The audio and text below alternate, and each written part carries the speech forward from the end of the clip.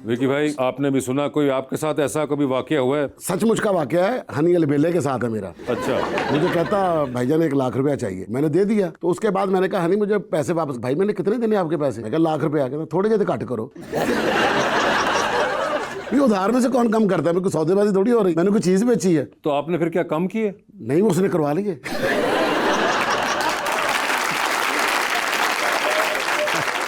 विकी भाई, कम करवाने के बाद वापस मिले? अब वापस तो मिल गए। वापस मिल गए, लेकिन कम करवा के वापस मिल गए। अच्छा। हाँ। तो यानी कि मगर ये एक आम फहम है, हर किस्म का बहाना आपको फिर सुनने को मिलता है जब पैसे आपने उधार देना जी, फिर तो आप समझ ले कि एक बंदे को उधार दिया तो वो कहता मुझे पैसे दो, कहता यार दे दूंगा, यार मेरे पैसे दो, दे दूंगा। कहता यार मुझे अब पता चला कि तुम तो बड़े गलत आदमी हो। कहता ये देने से पहले सोचना था।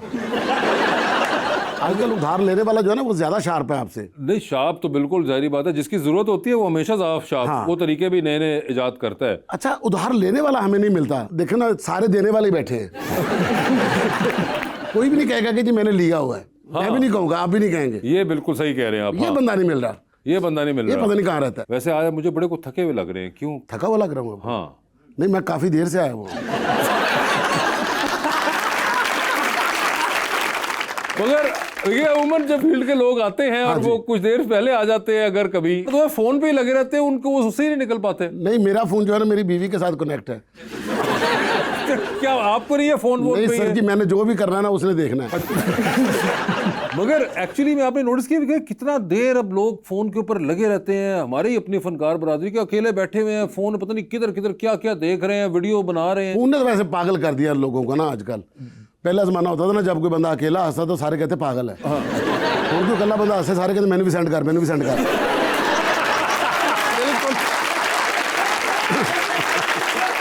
ये भी एक देखे वक्त कैसे कैसे बदलता है। बिल्कुल सही कह रहे हैं ना? कि वो आपस में बात चाहे ना करे, खुद वाला जो एंजॉय किया वो भेज दे मुझे। वो भेज दे। ये जमाना वही है, वही कहते थे कि बदल गया जमाना। पहले टेलीफोन सुनना से कोल जाइदा सी, हुण सुनना से उधर जाइदा। तो आप भी उधर जाते हैं? नहीं, मैं उधर ही सुन लेता हूँ क्योंकि मुझे ऐसा फोन आता ही नहीं वासे भाई।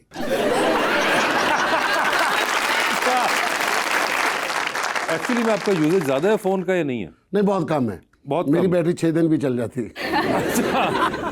मगर आपके कौन से ऐसे दोस्त हैं जिन्होंने आप देखो कि सबसे यार ये फोन यूज करता है? तो सारे ही मतलब आपके कोई आपके टॉप 3 जो आपने नोटिस किए हो? कैसर पिया को देख ले। हाँ जी। जब उसको करो तो लगेगा उसके पास फोन है ही नहीं। बिल्कुल, कभी नहीं उठाएंगे वो। जब आप उसके पास बैठे हो तो लगेगा कि अभी अंदर चला जाएगा ये। बिल्कुल सही कहे। हाँ, एक तो ये बंदा हो गया। एक तो ये बंदा हो गया। हाँ। और हनी भी इसी तरह ही है। हनी साहब भी अच्छा। हनी भी ऐसे ही। हनी बैठा बैठा ऐसे उल्टा कर देगा, सीधा कर देगा, उल्टा। और एक तीसरा बंदा मैं आपको बताता हूँ, इफ्तिखार ठाकुर। वो कमाल बात ये है कि वो फोन अगर आप उनको करेंगे तो वो उठाएंगे नहीं, और वो आपके सामने बड़ी किस्मत होगी तो कोई फोन ले लेंगे। हाँ जी। कि कोई कॉल आई और उन्होंने उठा ली। हाँ जी। मगर जो सबसे बेस्ट बात है कि वो फोन में फिर भी मुस्तकिल होते हैं। हाँ, 24 घंटे फोन के ऊपर। फोन के ऊपर होते हैं तो वो मुझे पता चला कि वो गेम खेल रहे होते हैं, और वो शायद कैंडी क्रश ठाकुर साहब वो खेलते रहते हैं। कैंडी क्रश वगैरह नहीं खेलता, उसने खुद ही अपना एक कार्टून बनाया हुआ है और उसको डाउनलोड किया हुआ है, और वो लोगों के घरों के आसपास ही फिरता रहता है। बिल्कुल, वो एक ये बड़ी एक आदत होती है आमतौर पे लोगों की कि फ़ोन के ऊपर बहुत बिजी रहते हैं। हमारे यहाँ पे दोस्त जो है वो भी आपसे सवाल पूछना चाहते हैं, तो जी कौन पहले पूछेगा? जी मैडम। अस्सलाम वालेकुम, मेरा नाम मदीहा है और मेरा सर से सवाल है कि आजकल पाकिस्तान के जो काफ़ी सीनियर अदाकार हैं वो स्टेज को छोड़ रहे हैं, ये कह कर के स्टेज अब देखने के लायक नहीं रहा फैमिलीज़ के, लेकिन आप अभी भी स्टेज से जुड़े हुए हैं और बहुत अच्छे से काम कर रहे हैं, तो आपकी क्या राय है इसके बारे में? देखिए, मैं क्या करता हूँ, मैं कोशिश करता हूँ कि जिस जगह पे मैं काम कर रहा हूँ उसको मैं ठीक करूँ जहाँ तक भी मेरी मतलब हो सके। जो छोड़ के चले जाते हैं, जो बाहर जाके बोलते हैं कि ये काम ठीक नहीं है, मैं समझता हूँ कोई बाप अगर अपना घर छोड़ के चला जाए तो औलाद खराब हो जाए, फिर वो ये नहीं कह सकता कि मेरी औलाद ठीक नहीं निकली। भाई आपने उसको चेक ही नहीं किया। अब अगर कोई छोड़ के जा रहा है ना, उसको छोड़ के नहीं जाना चाहिए, इसको रह के अंदर ठीक करना चाहिए। तो ठीक करना मकसूद होता है। जो लोग पाबंदियां लगाते हैं उनके पास उसका हल भी होना चाहिए। अगर कोई बंदा गटर में उतरा हुआ तो गन तो उसको लगेगा। अगर मैं इसमें हूं तो मुझे लोग अगर कहते हैं कि जी आप भी इसमें शामिल हैं तो मैं मानता हूं कि हाँ मैं शामिल हूं, बट मैं उसको ठीक करने की कोशिश कर रहा हूं उतना जितनी मेरी ताकत है, जितनी मेरी कोई समझ सकता है। कोई नहीं समझता। अब इसके अलावा आप देखें, थिएटर जो बिल्कुल मासूम बच्चा लगने लग गया। अब तो जितनी ऐप्स अपना दुनिया में आ गई हैं, अब आप टिकटॉक पे देख ले, क्या वहाँ पर बातें जो सुनने वाली हैं। आजकल जो वीडियोज़ एक दूसरे के बारे में बनाई जाती हैं, किस तरह से गालियों का प्रचार किया जाता है, वो उसको निकाल रहा है, वो उसको निकाल रहा है। थिएटर तो उसके सामने मासूम बच्चा हो गया। जितनी बाकी ऐप्स हैं, अगर थिएटर को अब देखा जाए ना तो थिएटर वैसा नहीं रहा जिस तरह का हमने डिस्कस किया हुआ। थिएटर जो है वो जवाल पजीर नहीं हुआ, थिएटर की तादाद बहुत ज्यादा हो गई है। पहले थिएटर होते थे 2-3 लाहौर के अंदर, अब 12-13 है। जगह जगह पे जैसे वो नाके लगे होते इस तरह थिएटर खुल गए।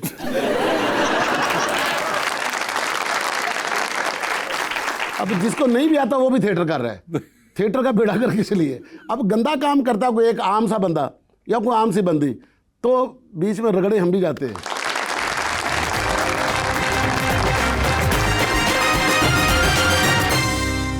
वेलकम बैक जी। अवाम का सवाल। अस्सलाम वालेकुम, मेरा नाम अलीज़ा है। सर, आपका ताल्लुक फैसलाबाद से है, जिसे जूतों का घर भी कहा जाता है। सो आपका वहाँ से लेकर इंडस्ट्री तक का सफ़र कितना मुश्किल था? मुझे मुश्किलें नहीं सहनी पड़ी। कुछ लोग बड़े लकी होते हैं, उनमें से मैं एक हूँ। मैंने जब पहला ही ड्रामा किया स्कूल लेवल पे तो मतलब एक ही रात में मुझे अंदाज़ा हो गया था कि मेरा हुण होर कोई काम नहीं, मैंने वही करना पैना। तो बस फिर सफ़र शुरू हो गया। फिर थिएटर ऐसा मैंने शुरू किया, आते ही फिर एक टेलीविज़न का ड्रामा भी मिल गया पहले ही साल में। ड्रामा भी बहुत ज़बरदस्त, ज़रूरत उसका नाम था, मुन्नू भाई उसके राइटर थे और उसमें आगा ताले साहब थे, मोहम्मद अली साहब थे, सबिया खानम साहबा थी, मारिया वासी मेरे साथ थी और अपना काशिम महमूद थे। हम दोनों का ये पहला खेल था। तो उसके बाद फिर जंजालपुरा, फिर राहें, फिर फैमिली फ्रंट, इस तरह फिर चलता रहा। देखिए भाई, आपने कहा कि जी मैं लकी रहा और मुझे आते ही ड्रामा मिल गया, मगर कोई तो स्ट्रगल का पीरियड बीच में रहा या नहीं रहा? स्ट्रगल नहीं रही। अच्छा, मिलता ही है स्ट्रगल अल्हम्दुलिल्लाह। इसी काम में रही जो रही।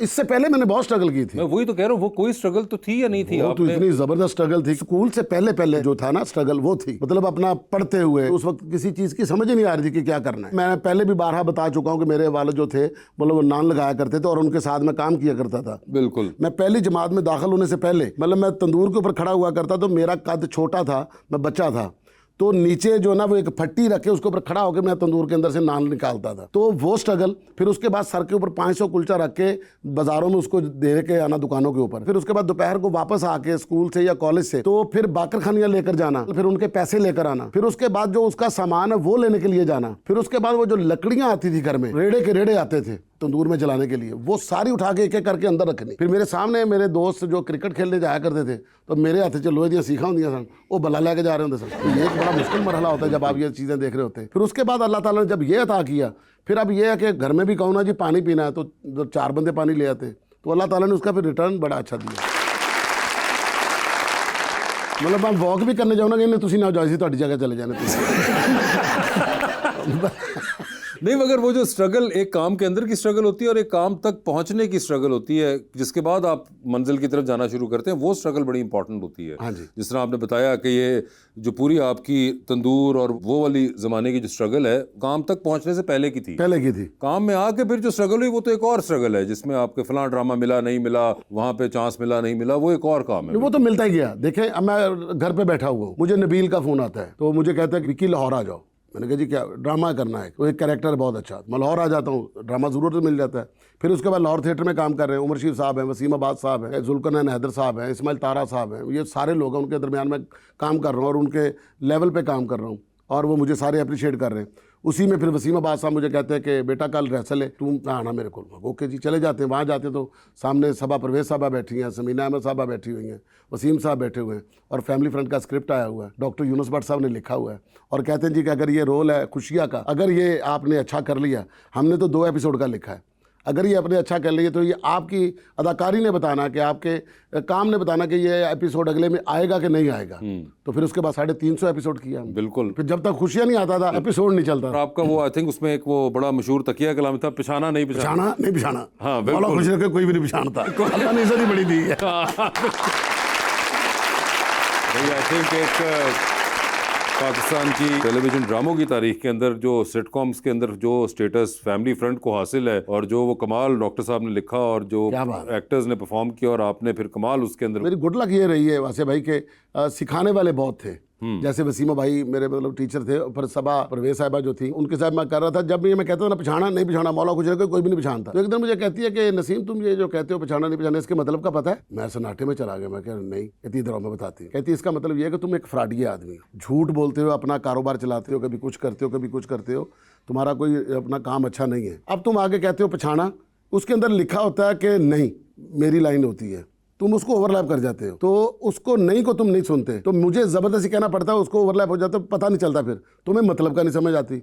मैंने कहा जी क्या मतलब, क्या कहती है, आपने कहना है पछाना, मैंने कहना नहीं, तो आपने कहना शुक्र है कि पकड़ा नहीं गया, मैं फ्राडिया हूँ। मौला खुश रखे, कोई भी नहीं पहचानता कि मैं फ्राडिया हूँ, कोई भी नहीं पहचानता। अल्लाह का शुक्र है, अल्लाह ने इज्जत ही बड़ी दी हुई है। फिर जाके समझ आए कि ये जुमला ये था। ये ब्रेक डाउन जो करके देना और वो जिस तरीके से समझाना, ये आई थिंक हमारे जो सीनियर्स रहे हैं हम बड़े लकी रहे हैं कि क्या वो आपको तरीके से समझाते थे ये चीज़ें। और कुछ चीज़ें जो शुरू में ही मुझे लगता है जब करियर के आपको कुछ जिसे कहते हैं ना बेसिक्स आपकी अगर पक्की कर दें और उस टाइम पे अगर आप लकी हो कि आपको ऐसे लोग मिल जाएं तो वो फिर बड़ी आगे तक जाती हैं। सर सारी ज़िंदगी फिर उस चीज़ का मज़ा आता है आपको। आपने सीखा किन से होता है, किनके साथ आपका बैठना उठना होता है, आपने देखा किन को होता है, ये चीज़ें बड़ी मैटर करती हैं। बिल्कुल। मैं खैर वैसे तो नहीं बताता मगर आपसे क्योंकि बातचीत हो रही है तो मैं उसमें मुझे याद आ गया कि पहला ड्रामा मैंने लिखा तो समीन अहमद साहिबा उसकी प्रोड्यूसर थी, जट एंड बॉन्ड के ज़माने से। हाँ जी। तो हम नए नए यंगस्टर चले गए लिख के, तो उस ज़माने में वो और उनके बेटे जैन अहमद, उन्होंने मुझे एक बात कही। उन्होंने कहा उस वक्त नया नया सेटेलाइट टेलीविज़न आना शुरू हो गया था, इंडस, ARY और ये आगे थे। तो इन्होंने कहा कि हमारा जो ड्रामा है वो इस वक्त अब तकरीबन ना कोई उस टाइम पे कोई पता नहीं कितने को 60-70 मुल्कों में देखा जा रहा था, अब तो बहुत मुल्कों में जाते हैं चैनल्स हमारे। तो उन्होंने कहा ये याद रखना कि बस ये ड्रामा जो है ना वहाँ पे जो भी देख रहे हो ना वो शर्मिंदा ना हो आपका ड्रामा देख के। तो कोई ऐसी बात नहीं कहनी। अच्छा वो ऐसी जेल में फंस गई, शुरू का टाइम था तो वो ऐसी जेन में फंसी कि फिर वो एक प्रेसिडेंट सेट हो गया कि ऐसी बात नहीं कहनी जिसपे शर्मिंदगी हो। ऐसा ही ऐसा ही। तो वो ये बड़ी कुछ शुरू की जो बेसिक्स अगर कोई आपको मिल जाए सिखाने वाला तो वो साथ रहती हैं। उनकी बातें याद रहती हैं, उनका बैठना उठना याद रहता है। मुझे याद है जब हम रिहर्सल के लिए जाया करते थे मैडम समीना जी के घर, तो वहाँ पर उन्होंने एक साइड के ऊपर थिएटर बनाया हुआ था। बिल्कुल छत के ऊपर, जो छत के ऊपर, ठीक जी, है जी। तो कहती मुझे थिएटर से इतना प्यार है कि मुझे लगता है कि मैं थिएटर के ऊपर हूँ। हाँ। मैं यहाँ परफॉर्म कर रही हूँ। मैंने अपने घर के अंदर वो एरिया इतना सा बना लिया हुआ। जो थिएटर के साथ प्यार करते हैं वो तो इस कदर करते हैं। बिल्कुल, नो डाउट।